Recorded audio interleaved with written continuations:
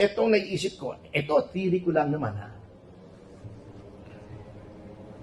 Since kaalyado nila yung House, and sa February 6, pwede na silang mag-file ng impeachment ulit, pinoprotektahan nila yung House. Ang ginawa nila, they put a sword of Damocles over the heads of these senators na magtatry ng impeachment complaint kung may bago. Parang sinasabi nila, sinama pa nila si Bong Revilla, hindi porket senador ka, hindi ka makukulong. Hindi ba nakulong si Jinggoy? O, di ba? Nakulong si Juan Ponce Enrile. Di ba? Di ba nakulong si Bong Revilla kahit senador?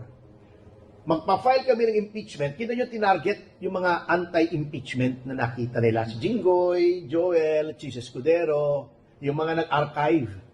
Pag hindi kayo umayos, pakukulong namin kayo. Amin ang DOJ at baka maging ombudsman si Boying Remulla, wala kayong pagtutunguhan. Kulong kayo pag hindi kayo bumoto in favor of impeachment.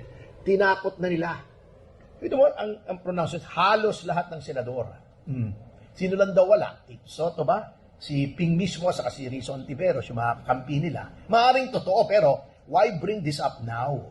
Di ba? Ang hinahanap natin, congressman at senador na aktwal, na tumanggap, hindi yung may insertion.